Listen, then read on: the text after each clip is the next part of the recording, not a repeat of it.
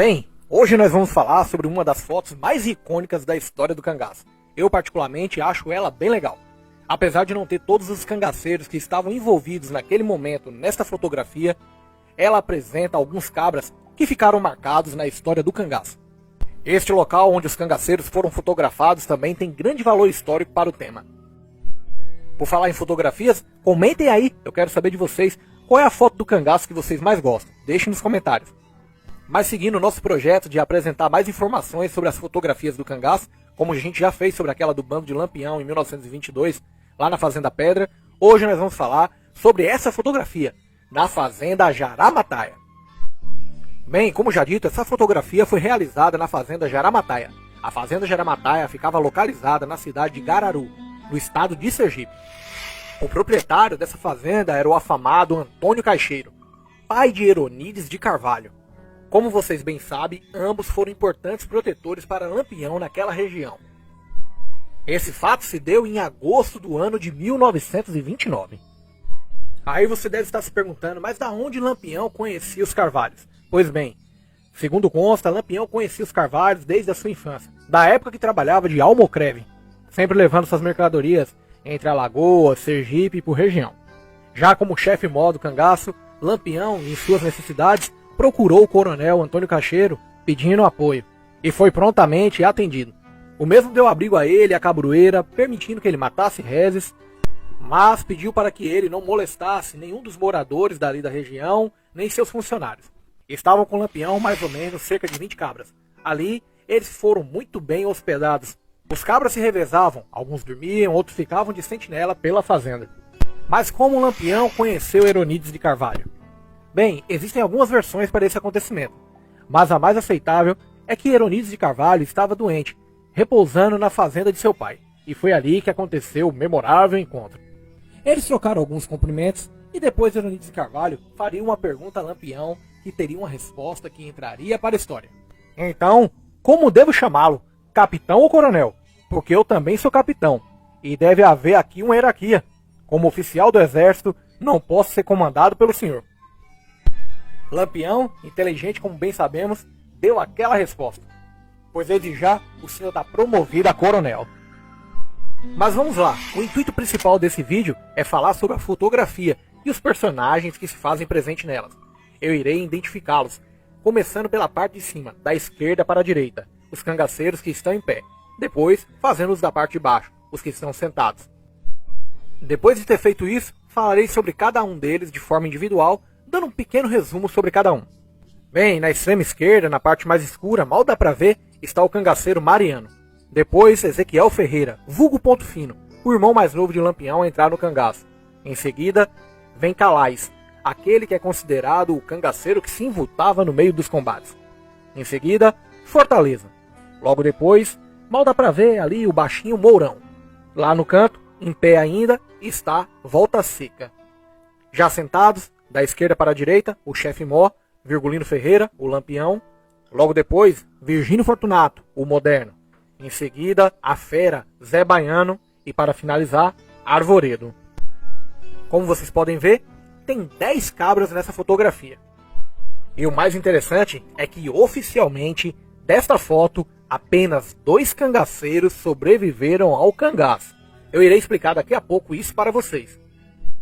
Claro que essa lista que eu falei de 2 cangaceiros podem aumentar para 3, né? Pois há uma divergência na história bem polêmica. Vale lembrar que quem fez esse registro fotográfico foi Heronides de Carvalho, filho de Antônio Caixeiro, dono da fazenda Jaramataia. Bem pessoal, como dito, vamos começar a falar um pouquinho mais sobre os cabras nessa foto. Eu já os identifiquei, agora eu vou falar um por um. Mariano Laurindo Granja, mal dá pra ver nessa foto, era um cangaceiro extremamente valente, experiente.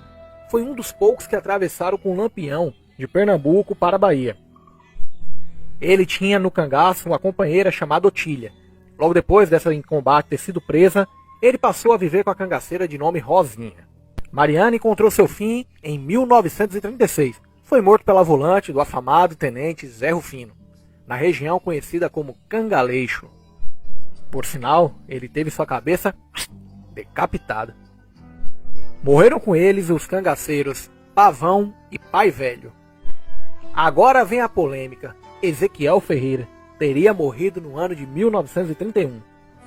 Na fazenda Tanque do Touro, na Bahia. Alguns chamam de Lagoa do Mel. Seu algoz teria sido o tenente Arsênio Alves. Teria dado uma metralhada nele. Porém, décadas mais tarde, apareceu um senhor falando que era Ezequiel Ferreira. E até hoje tem aquela dúvida. Era Ezequiel ou não era Ezequiel? Eu quero saber de vocês. Deixa aí nos comentários. Em seguida aparece o cangaceiro Pedro Silvino do Nascimento, vulgo Calais, um dos mais cruéis cangaceiros que já pisaram nessa terra. Calais ficou conhecido por ser um cangaceiro de reza forte, o feiticeiro das caatingas. Ele se invultava em meio aos combates, mas esse tal poder foi colocado à prova em 1937. Ele teria sido morto por Teófilo Pires, se bem que também dizem que foi João Crisipa. E aí, vocês acham que foi Teófilo Pires, João Crisipa? Deixem nos comentários. Logo em seguida vem o cangaceiro Fortaleza, também conhecido como Revoltoso. Muitos acham que ele morreu no ano de 1935, junto àqueles cangaceiros Suspeita, Limoeiro e Medalha, lá em Alagoas, em Mata Grande. Mas não, segundo o pesquisador Rubens Antônio, se trata de outro Fortaleza aquele. Esse que estamos falando, o Revoltoso, ele foi preso em Glória, na Bahia, no ano de 1933, e tem até matéria de jornal que está aí na sua tela para você conferir. O próximo dessa lista é o cangaceiro Francisco Nascimento, vulgo Mourão. Também vinha da tribo dos Pancararés. Ele era primo do afamado terrível cangaceiro gato, o Santílio Barros. Mourão encontrou o seu fim na década de 30, junto do seu primo, o cangaceiro Mormaço, morto, possivelmente em uma das versões, pelo primo deles, o cangaceiro gato, Amando de Lampião. Esses dois cangaceiros estavam causando problemas na região, então Lampião teria mandado o gato passar o fogo neles. Em uma outra versão, quem teria matado Mourão e Mormaço teria sido o cangaceiro Catingueira, aquele morto na Maranduba, tá certo? Agora vem uma das figuras mais populares do cangaço, Antônio dos Santos, vulgo Volta Seca. Ele que entrou para o cangaço por volta de seus 11 anos de idade. Era tido como um rapazinho valente, mas ficava ali só auxiliando o grupo. Não tem essa relevância toda que muitos costumam dar a ele. Ele foi preso no ano de 1932. Passou cerca de 20 anos preso, sendo libertado em 1952. Ficou muito conhecido na história do cangaço por ter falado que desafiou o próprio Lampião. Mas nós sabemos que Volta Seca gostava de dar uma aumentada nas coisas. No pós-cangaço, Volta Seca se restabeleceu, formou família, teve 13 filhos. Ele também gravou músicas. Foi responsável por várias entrevistas. Claro, como já dito, aumentou em algumas, mas deixou importantes depoimentos que ajudaram no estudo do cangaço. Ele faleceu em 2 de fevereiro de 1997, aos 78 anos, na cidade de Estrela d'Alva, em Minas Gerais. Um fato interessante sobre essa foto é que podemos notar que a boca de Volta Seca está inchada nessa foto. Ele estava com fortes dores de dente. E foi nessa fazenda que Heronise de Carvalho deu para ele um remédio, o ácido acetil salicílico. O primeiro sentado da esquerda para a direita dispensa comentários, Virgulino Ferreira, o Lampião. Todos sabemos que ele encontrou seu fim em 28 de julho de 1938, na Grota do Angê. Ao seu lado está o cangaceiro Virgínio Fortunato, nascido no Rio Grande do Norte, ele que foi cunhado de Lampião, pois foi casado com uma de suas irmãs, Angélica Ferreira, essa que morreu no ano de 1926, vítima da peste bubônica. Já no cangaço, com o vulgo de Moderno, se tornou um dos cangaceiros mais perigosos e temidos. Foi chefe de subgrupo de Lampião, tendo um grande grupo. Sua outra companheira foi a bela cangaceira Durvinha. Virgínio Fortunato, vulgo Moderno, encontrou seu fim em outubro de 1936, na região de Sertânia, Pernambuco. Quem assumiria o bando em seu lugar foi o cangaceiro Moreno. Ele também acabou ficando com a mulher de Moderno. Existe uma versão que Moreno teria matado Moderno. Vocês acham que isso é possível? Será? Deixa aí nos comentários. Ao lado de Virgínio Fortunato está o cangaceiro José Aleixo Ribeiro da Silva, vulgo Zé Baiano. Este foi um dos cangaceiros mais perigosos que já existiu. Conhecido pela arte de agiotar, foi um dos cangaceiros mais ricos, comparando a sua riqueza à de Lampião. Chefe de subgrupo, conhecido como um cara extremamente cruel. Ele teve no cangaço uma companheira, chamada Lídia. Dizem que era a mais bela que existiu no cangaço. Não temos registros fotográficos dela, então não dá para falar se de fato era.